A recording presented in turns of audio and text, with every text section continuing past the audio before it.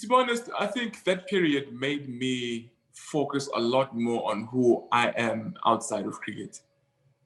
Because of course life threw at me a curveball where I couldn't play cricket for a long time. So Mm-hmm. it forced me to focus on myself in terms of who I am as a person outside of cricket, and I did that, and that's when my spiritual journey got deeper. Mm-hmm. It was during that time where I got closer to God. I really found comfort in God during that time.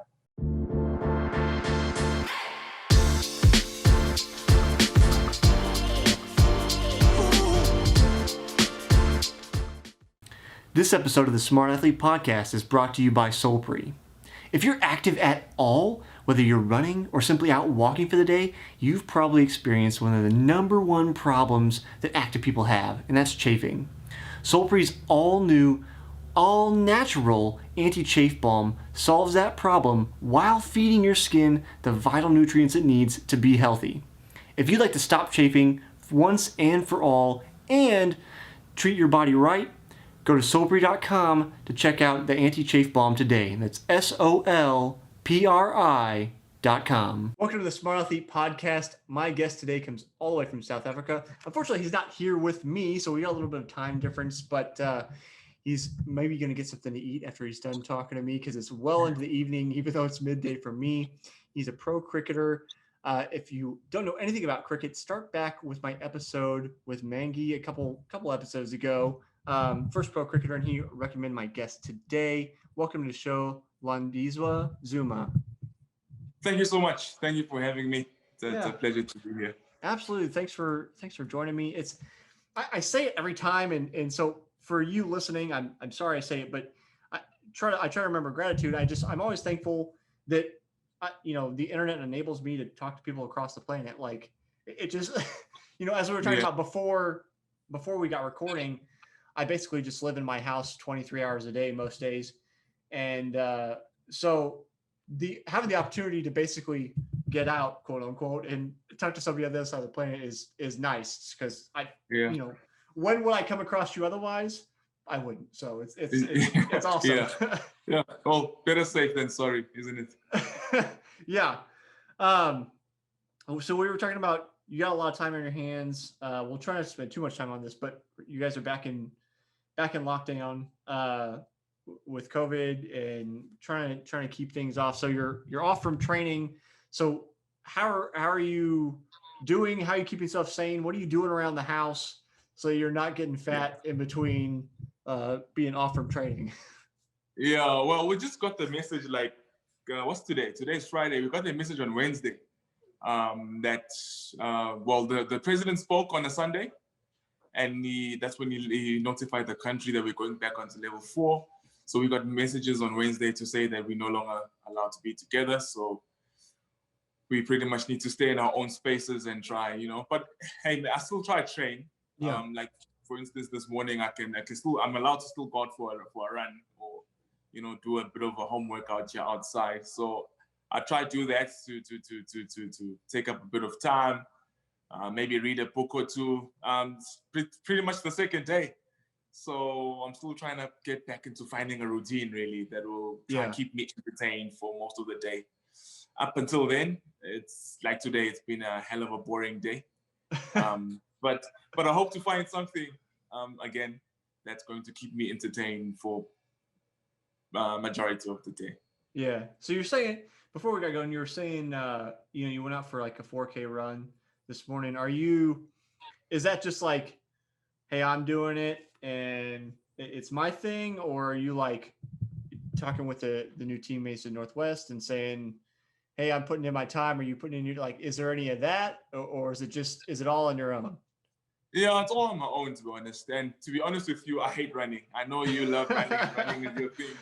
I hate running, but as an athlete, I'm sure you know, you just have to do what you have to do to be in your best shape. I'm a bowler. I need a lot of endurance in my legs.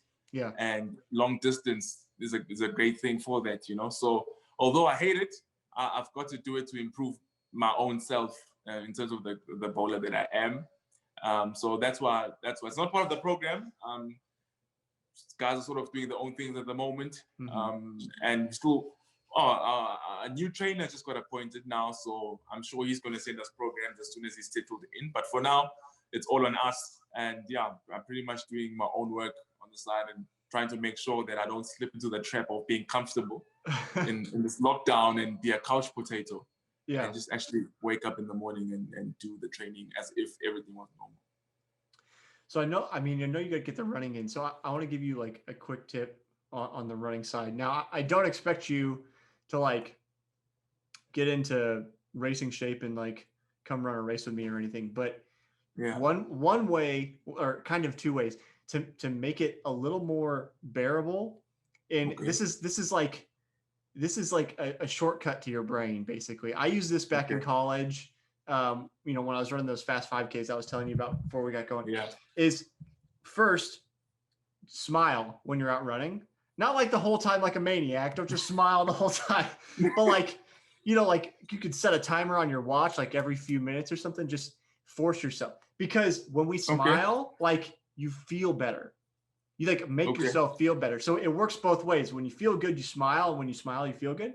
And then the other thing, and this is a trick that I heard about this championship coach using, and then we used with our training program.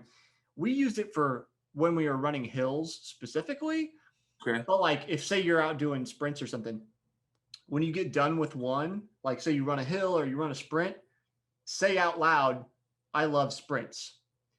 Because we like, it's the same thing like smiling. We associate that word love with so many positive feelings. Yeah. That like it helps turn that mentality where you're like, oh, this sucks and I'm suffering, into at minimum, like this is bearable and I can do this.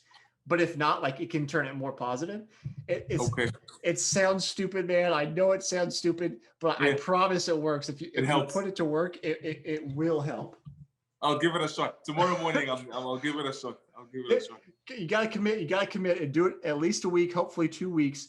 And then keep a journal. See how you feel. And then see how it goes. I'll check back in with you and see how it went. I'll definitely try that. I need all the help, to be honest. So I'll try it. Well, so if anybody checks out Lwandiswa's Instagram, like you're a pretty big guy. Like you're a big muscly guy. So it's not like long distance running is your thing. You're super fit. So it's not a matter of, you got a whole bunch of weight to lose or anything. It's just, you're carrying around more weight. It's going to be harder on you than like somebody like me to kind of lean, because that's what I do. So any help we can give you, I'm happy to make, try to make the journey a little easier. I'm happy to receive all the help. I'm happy to receive all the help. Yeah. So what are you doing conditioning wise to bowl? And so for my US listeners, Lwandiswa is basically the equivalent of a pitcher in cricket. He's the one throwing the ball around. So, conditioning wise, what are you doing like when you get together with the team to get ready to not, have shoulder issues? Because you fast pitch, don't you? Or you're fast bowler? That's right. So it works differently for different people. That's why we have conversations or one-on-ones with a trainer in the preseason. So to pretty much find out what works for you. Because what could make me a quick bowler wouldn't be the same as a Dale Steyn, for instance. We work differently. For me specifically, I rely a lot on power to get my pace. So I like to do a lot of things in gym that will improve my power in terms of pace, but in saying that, also to try and remain as supple as I can, because you can't be stiff. You can't be stiff. You're gonna have a lot of injuries if it's like that. So that's what I try to do. That's what I try to focus on. I'm still trying to figure out the perfect way that works for me as I go on. But for now, I know what does work for me is a lot of explosive stuff in gym, clean jerks and all that type of stuff that usually helps for me. And I also focus a lot on my shoulders. A lot of my pace comes from my shoulders, so I try to make sure that it's nice and strong at all times. It doesn't fall under strain at any time of the season. So that's pretty much what I do to make me as quick as I can for as long as I can. Yeah. And it kind of reminds me around last week I was talking with a couple trainers that wrote this book called Functional Training Anatomy. And in the book, it talked about like, you got to be flexible, but you have to have like high mobility, which is confusing to a lot of people because they're like, well, if I'm flexible, I'm mobile, right? And they're like, well, no, because you can be flexible and like, pull your arm back. It's like, okay, it can move, but can you put power through that whole range of Yeah. motion? And like, that's what I'm imagining like you've got to have is that power through the whole, the whole throw. Yeah. You can't 100%. just like, okay, if you could stretch, that's great. But if you don't have any power, like, what are you going to do? Yeah, absolutely. So I was trying to read a little bit about bowlers and kind of the job you've got going on. And I know like there's different styles of bowling, different speeds. And I, again, because since I don't know much, just treat me like a 5-year-old, basically, that you're trying to teach cricket for the first time. Do you have longevity, being a quick bowler, having that power, like as you get older, or do you have to learn the kind of like throwing with curves and doing all that stuff, or can you just continue with your style, throughout your career? Quick bowling is a lot of strain in the body. The body was never built to bowl, so it's a lot of strain on the body, especially in the test match format or the longer format of the game, because you bowl so many overs, you get through so many overs in a day. It's very, very straining on the body. So that's why you find that a lot of the times it's the bowlers that retire before the batters, because it's a lot of strain on the body, And you also find that the older bowlers get, the more they lose their pace, probably because of the body just deteriorating as they're getting older. You do get your exceptions, that go the whole way through. I mean, for instance, James Anderson is approaching his 40s now. He plays for England, and he's looks like he can go for another 10 years, But in general, bowlers do retire quicker because of the amount of strain that's on the body, That's why it's important for us to really take care of our bodies as much as we can. Eat the right stuff, drink the right stuff to prolong our careers, essentially, We have it tough. Batters have it, we have it tough out there on the field.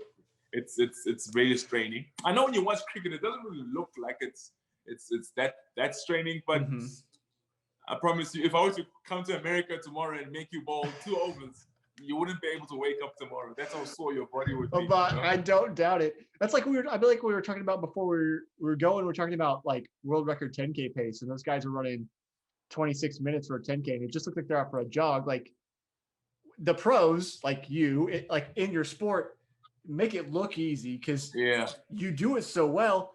But it's like, and I was talking about this with Kim Vandenberg, who's a retired U.S. Olympic swimmer.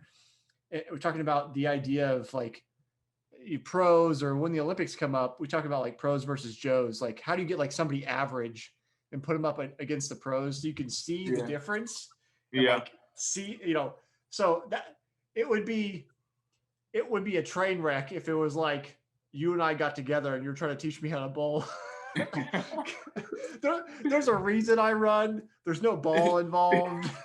Yeah, absolutely. But it would give a pretty good illustration of how good you are at it. So maybe maybe when we can get all the COVID stuff situated, I can figure out how to fly over. We can film some terrible bowling lessons. We can make something happen. Absolutely. So that reminds me, I listened to an interview you did with a cricket podcast, and that kind of when you had transitioned, I don't know if it was your transition, because I think early on you were playing soccer as a kid and then you kind of moved to cricket. I don't know if it was that transition or the transition from playing like T20 to full test, the longer format, that you were like, you felt like your body was just beaten up. Do you know what I'm talking about? Yeah, I know exactly what you're talking about. See, in school cricket, it's not like the exact same format as it is in professional cricket, right? When it comes to the longer format of the game. So in school cricket, you do play 20 overs, you do play 50 overs, but that's pretty much it. The really testing format of cricket is the longer format, the test match format, or we call it the 4-day format, or we call it first class cricket here. And if we say first class cricket, we're basically referring to the test match cricket. If we say list A cricket, we're referring to T20s. Okay. So first class cricket is not really played. It's not played. That format is not played in school. So your body is not really tested. Because if you play a T20 game, you're only bowling 4 overs and that's you're done. If you're playing a 50-over game, you're only bowling 10 overs. That's you're done. But when you step into the professional realm and you start playing first class cricket, you can get through 25 overs in one day. And that's very strenuous on the body. So that transition from school into professional cricket was really, really tough for me. And the first time I played that format was when I made my debut in 2014. And that's when I really, really felt it, because I think I only bowled like 11, 12 overs in the day that game, but it felt like I just ran the Comrades Marathon, because that's how tough it was on my body. So I didn't feel like school cricket prepared. I don't feel like school cricket prepares high schoolers or prepares their bodies enough for professional cricket, because that format is not played in school. It's almost like a shock to your body when that happened, So that period was really tough. It was a real shock on my body. When you were you what, 18, 19 at the time for the I transition? was 18 at the time. Yeah. So I mean, I think you think about like the physical changes you're undergoing, because you're mid-20s now, right? 24, 25? Yeah.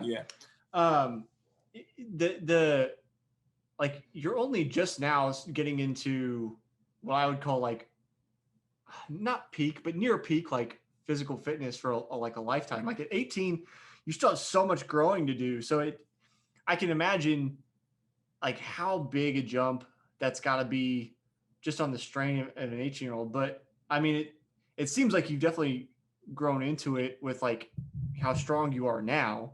Yeah, definitely. Now I've gotten used to it. Of course, I don't think you ever get used to it. Your body will always be sore, but you're a whole lot more prepared for it. Yeah. As compared to school. Now you do all the necessary gym work that you need to do. You know exactly what you need to do to try to overcome that type of toughness on your body, So, but it comes with experience. But that's me. For some people, they actually don't find it that hard. Straight from school, they get into cricket, into the longer format, and their bodies may be sore, but they don't find it that hard.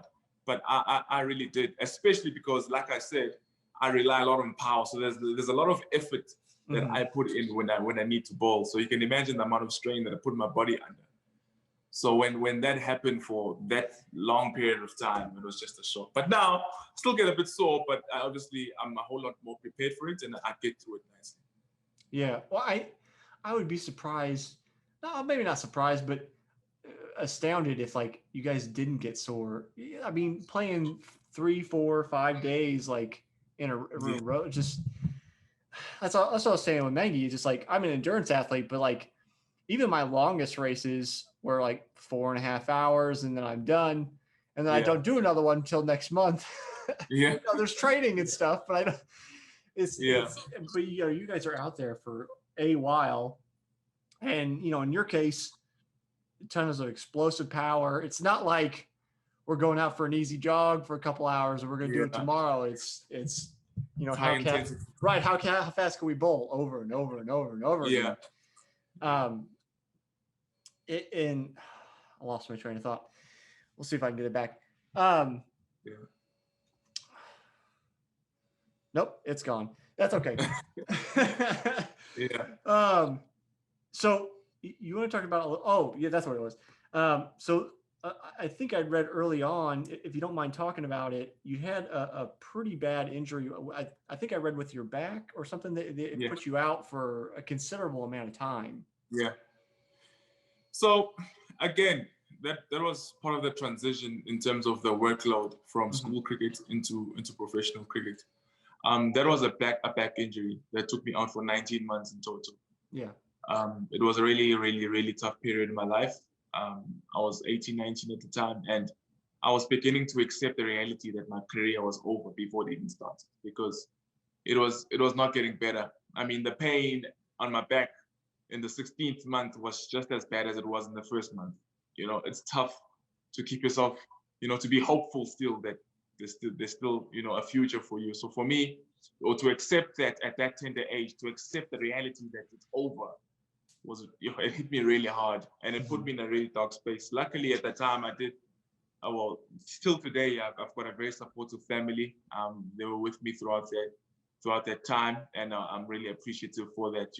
And at the time, I also had a girlfriend, and which really helped, because I was with her a lot of the times, and it almost makes you forget about what you're going through, which was really needed for me at the time. Because to focus too much on it, I remember I'd end up having random tantrums just because I was mad. And it would hit me every now and then that, damn, it's done. It's not getting any better. And here I was sitting on my couch and watching my age mates move their careers forward, and I'm sitting on the couch not being able to do anything about it. It was, and there was a point in time where the doctors didn't know what was going on. So it was really bad, to go through that period. But again, it was caused from the transition of the intensity from high school cricket into professional cricket. I was fortunate enough while I was in as soon as I finished my matric year, I went straight into training with the Dolphins, which is the professional side, and obviously they train at a way higher intensity than a high school side. And a high school side, we were trained about twice a week, top up on Friday, play on Saturday. Whereas with the Dolphins, we trained from Monday to Friday at high intensity, and the coach was the legendary Lance Klusner. So here I am as a youngster, bowling in front of Lance Klusner. Of course, I'm going to give my all every single ball, but I wasn't aware of the transition my body was going through, because I've gone from bowling twice in a week, at an intensity of about 70%, to bowling 5 times in a week at an intensity of 100%. My body took strain, because of that. We went to a tournament in Stellenbosch. That's when my back went from overuse, pretty much. I was never really introduced gradually into it, which is what is done now. It was just straight into it, and for me, so that's where the injury came from, and it lasted way longer than it was supposed to. Because I remember when I got injured, the doctors told me, "Don't worry, it's 4 months, and you'll be back into it." Well, 19 months later, Yeah. It was a really difficult time of my life. Yeah. I was talking about my own injury, and so I can get at least some idea about how you must have felt, because I know I went through, really dark place there, and you fortunately found a way to get back into it. You're still playing now. When did things start clicking again? When does things start feeling good again? I mean, it was 19 months, but just, was it after 16, 17 months you started to maybe have hope, or when did the light start to come back on? That's a really good question. I've never been asked that question before. Well, I just imagine it wasn't like it's all dark and then it's all perfect. Like there's got to be, there's some transition there, right? Absolutely. Yeah. So for good 18 months, I'd say. So in the 18th month was when I started having hope, because that's when I started bowling again, like 1 step, 2 steps, and I wouldn't feel anything. 3 steps, 4 steps. Okay, I'm not feeling anything. Okay, there's hope now. I hadn't had that feeling for 18 months of my life. Every time I tried, pain. Okay, let's try now after 4 months, pain. Let's try now after 2 months, pain. Let's try after 1 month, pain. So when I tried and there was no pain, then that hope started coming back that, okay, I'm going to be all right. I'm going to be all right. And a month after that, I was able to go, which is crazy. I'm in the Northwest now. My first game after 19 months, I played in the Northwest. So this field holds a special place in my heart, because it was sort of a reassurance to me, that game, that you're still fine and you still have a career in this cricket thing. Yeah. It's just, it always amazes me, like hearing stories like yours. It's just like that there's, 18 months is a long time for anybody, but especially for like somebody that age, like that's such a long time. It feels like forever, So for you listening, I don't know how old you are, but like if you've been through college or you're in college, like 18 months, it's a year and a half in college. If you think about that period of your life, that seems like, I mean, it seems like it takes forever to get through, and to basically be, like robbed of what you're doing. Yeah. The thing that you do is it. Did you struggle with, the identity of like, who am I now? Because I know for the longest time, like I have been like, I'm a runner and I'm a triathlete and that's my identity, and I've kind of moved away from that. I can't remember whether I talked to Mengi about this or not, but I talk to guests on occasion. It's like, who who are we? Are we only the thing we do, or are we more than that? So I kind of just wonder, Yeah. like, especially at such a young age, because that's the thing you wanted to do. Did that go through your mind, or were you still just like, no, I'm a bowler. It doesn't matter whether I'm hurt or not?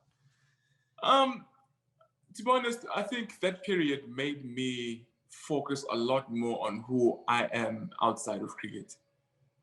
Because of course life threw at me a curveball where I couldn't play cricket for a long time. So Mm-hmm. it forced me to focus on myself in terms of who I am as a person outside of cricket, and I did that, and that's when my spiritual journey got deeper. Mm-hmm. It was during that time where I got closer to God. I really found comfort in God during that time. And that really kept me going. If I'm being honest, I don't know. It gave me. It was like I could fall on it whenever I felt like giving up, because those thoughts did cross my mind. I did reach point where I was like, it's over. There's no point in me trying anymore. There's no point in me going to physio anymore. Mm-hmm. There's no point in me being worried about it anymore because it's over. There would be moments like that, but then I'd be reassured spiritually that it's going to be okay. It's going to be okay. So I awakened my spiritual side during that time, of which I'm very appreciative, because I'm still very much aware of that side till Mm-hmm. today. And if it wasn't for that time, I don't think I would have paid much attention to that spiritual side till today. So it did awaken that side of me, of which I'm appreciative for. It had to take a time like that for me to realize how important spirituality is to me, and that's a part of me that I discovered during that time. It's always interesting to me, whether people carry that on or not, because I think it's easy. I'll say easy, but that's just the best word I have. I don't know if that's the right word. I think it's easy for people to try to reach out to God, or reach out to a higher power or something when things are going Yeah. wrong, but Yeah. much harder to carry that on when things are going well. 100%. So it's always interesting to me to see who does and who doesn't. And I'm certainly not here to judge or say you should or shouldn't. I don't know. But just as somebody who's interested in the human condition, I guess, Yeah. it's interesting to see. And like I said in the beginning, with trying to be grateful about the opportunity to speak with people on the other side of the planet, like I feel like trying to have that connection when things are going well is in, at least in part, a practice of gratitude, and just saying like, I'm glad things are going well. I recognize things are going well, and I'm enjoying what's happening now, and keeping that perspective. So it's cool you've kept that going on. Yeah, no, 100%, 100%. It's spiritual, not just with God. For me, it's just, I think the right word to use is spirituality. Mm-hmm. I've got in tune with my spiritual side, both with God. We there's also to not dive deep into it. We also believe in ancestors. In terms of my culture, you're not forced to. It's up to you, of course, but majority of us, in terms of my culture, we do believe in our ancestors, and that's what I also believed was able to get me through the time, and that's also got to do with spirituality. So I really got in tune with that side of me, and I'm really happy that happened. It seems like so you've got a couple of Instagrams, and we'll have in the description, we'll have links. So if you don't know how to spell Lwandiswa, that's okay, because it'll be in the description. You can click on stuff. But so you got your personal Instagram, and then you've also got basically real talk with you, and you get different kinds of conversations with people and quotes and stuff. So it seems like you're trying to reach out and motivate and uplift other people, which again seems like just another like gratitude practice, because it's not just how am I doing, how's my game playing, but like 100%. how can I lift up other people.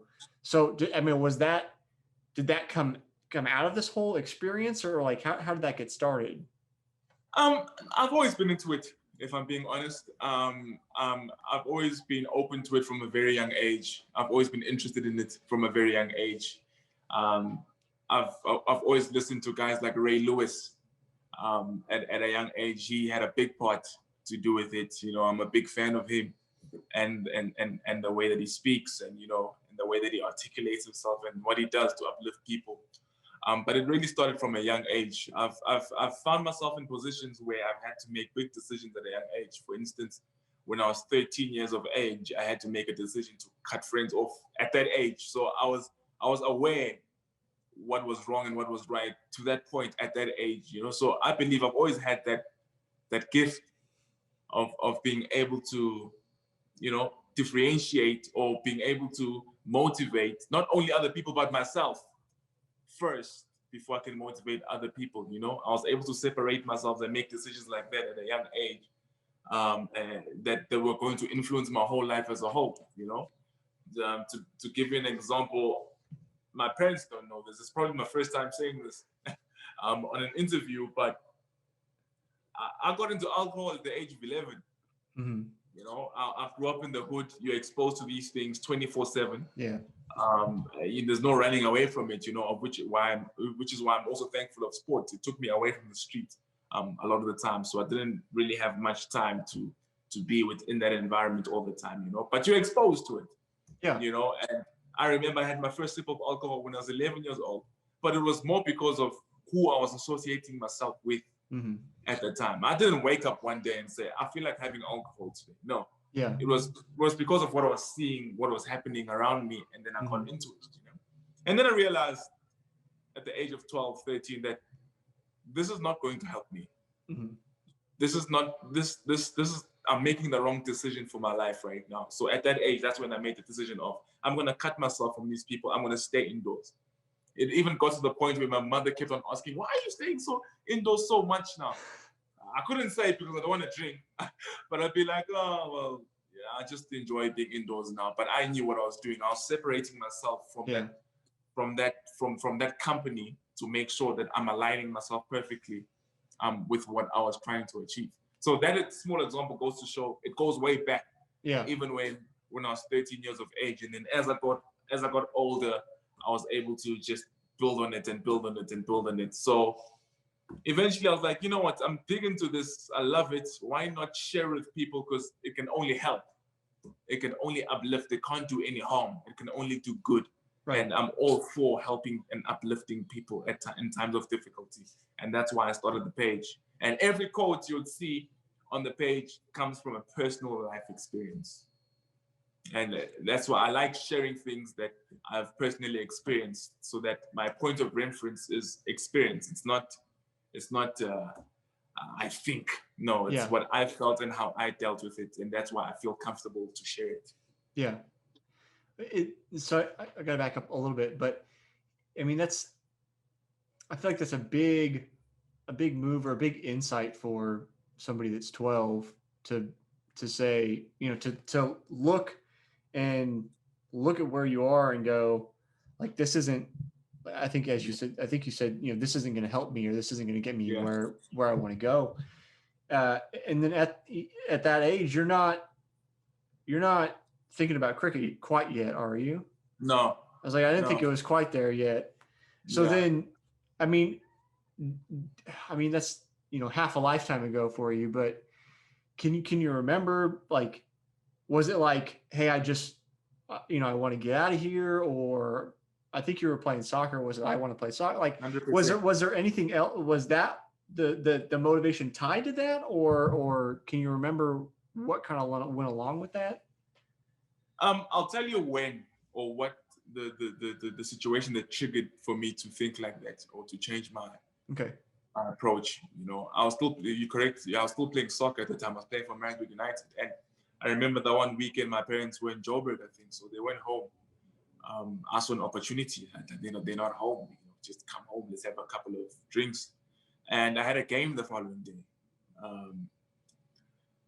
I obviously woke up. I wasn't feeling the best. I went to the game. I was feeling awful, and I had a horrible game. Of course, I had a shock over game, and it was after that game that I decided this is not on. It's affecting the way that I play. At the time, soccer was my first love. Mm-hmm. It's affecting the way that I play. I'm not used to playing this badly. So I need to do something about this. And the only way that I can change this is if I separate myself. Because I was 4 years younger than the guys I was chilling with at the time. Mm-hmm. So it was very easy to succumb to peer pressure. So the best solution for me was just to remove myself from that situation. So that was the moment that triggered me when I remember I was playing right back that game, and I remember just being dribbled, and I had a horrible game. I made that decision right on the field that this is the last time I do this, and I'm going to rectify this, and the rest is history. Yeah, that's an easy way to sum up the next 10 years. The rest is history. Yeah. Yeah. And here we are. But so I think I saw too, I mean, you're involved in community outreach kind of stuff now too. Is that all tied together? Or is that stuff you do with the team, or you do that stuff out on your own? Yeah, from time to time we do that with teams that we're involved in, but it definitely is a goal of mine when I can, mm-hmm. to be able to help those that are in need, more than just motivation. There are a lot of people who need the basic stuff out here, mm-hmm. and it's been on my mind a lot of late, in terms of how I can help children and whoever needs that little help that I can give. So I'm definitely wanting to be more active there. I don't want to wait for the team to initiate. I want that to come from the goodness of my own heart. Yeah. But first, of course, I need to be able to do that. So I'm definitely looking to go towards that in the near future.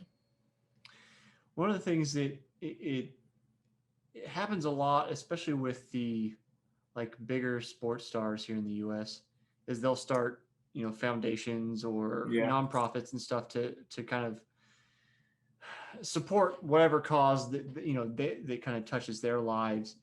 And it always makes you wonder about, is that the right way to approach it? Is there a wrong way to approach it? Maybe there's a better way to go about it. But then along with that is there a responsibility for somebody like yourself who to weigh in on social issues, whether it's helping people or having an opinion on things? I know I've seen kind of negative comments, not about you in particular, but just when I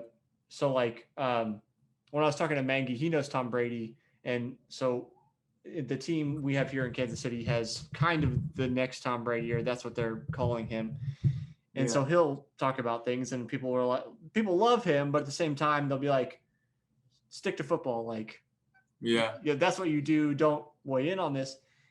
And I think I struggle with this too. I don't know what the right thing is, because as a professional, there's a lot of eyes on you, right? I mean, people watch you bowl. They I'm sure you've got fans. And I just wonder, I guess, what your thoughts on do you have a responsibility as somebody that has all of these eyes watching you to be an example, to give back? Or is it, this is just my job and this is all I need to do? I think for me, if you're doing it to impress, or if you're doing it, then you're doing it for the wrong reasons. For me, if you're going to do it, it must come from a good place. It must come from, that's why I guess different strokes for different folks, but that's why I'm not a fan of people who do it in front of cameras Yeah. Because it gives me the impression that it's more for you and your brand than it is for the people that you're trying to help. But hey, either way, whether it's for the person and their brand, the people are still getting helped anyways. Yeah. You know, but I'm a true believer that I'm more than just a cricketer. I'm a human being, and as a human being, I've got feelings. As a human being, I've got emotions, and as a human being, although I am a cricketer, I still allowed to reach out and want to help in other facets where I can. So as much as you're a professional athlete and you should be doing this, it does not take away the fact that you're a human being and you've got feelings and you've got a heart, you know, and there's nothing wrong with reaching out and trying to help people, you know, who are not in the position to help themselves. You know, I just really hope that when we do it as people, we're doing it because it's coming from the goodness of our hearts, and we're not doing it to satisfy other agendas. Yeah.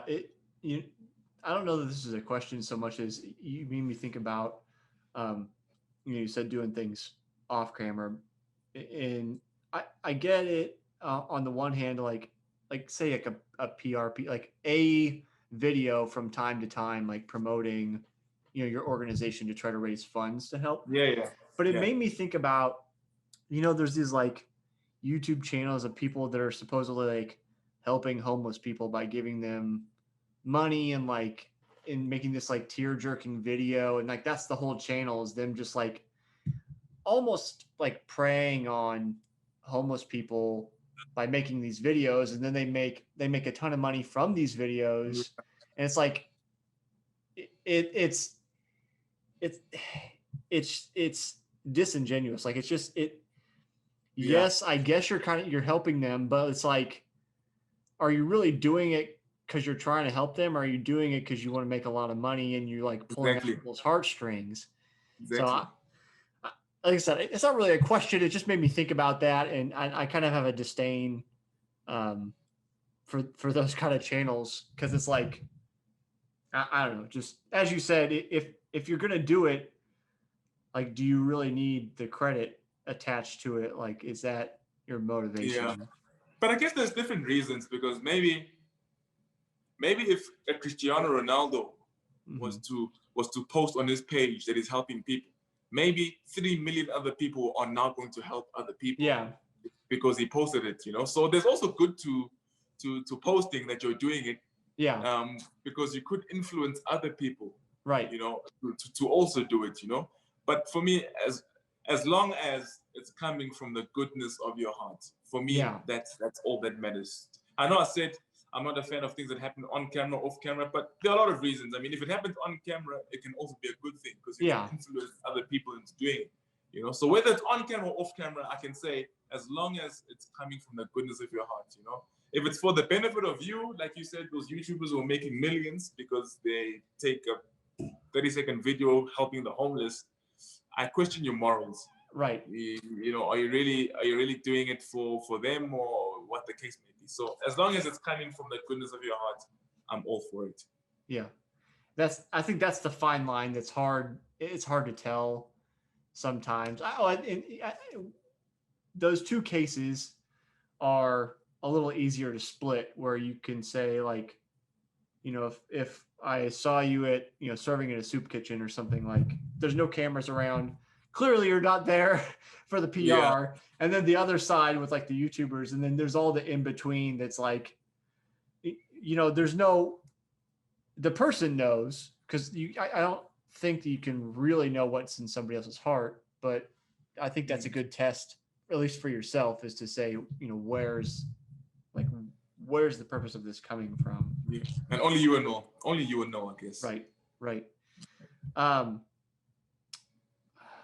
so before we run out of time, you probably heard me when I talked to Mankey. If you listen to his interview, I asked him this question. I'm asking everybody the same question this year, and I think it seems like I say this often because everybody goes through struggles, but you had such a big struggle that I think this fits well with you too. I'm asking everybody this year, how do you stay motivated after failing to reach a goal? Oof. You know what? We spoke about the 19-month injury. I'm just going to have to give context to this so that you can understand what I'm saying. Okay. After the 19th-month injury, I went back. I played cricket. I had a great season. And I signed a contract with the Dolphins again, right? Excited. My career is going up. Everything is happening. And then before I play my first game, I injured my knee. Doctors told me I ruptured my PCL and I had to do an operation out for 6 months. Our season is 6 months long. So there was another season out. You can imagine now what I was going through. I like this again. I'm going to go through this again with a new team. I just signed a new contract. Everything is looking good. And now I'm at rock bottom again. Mm-hmm. You know, this can't be right. This can't be life. That was like my thinking, you know. I went into depression that time. You know, again, that time back to old habits, alcohol, because that's for me, it was the only way, on which I look back now, it was the wrong way. But at the time, it was the only way to like find some sort of happiness. You forget about this. It was like a temporary solution, you know.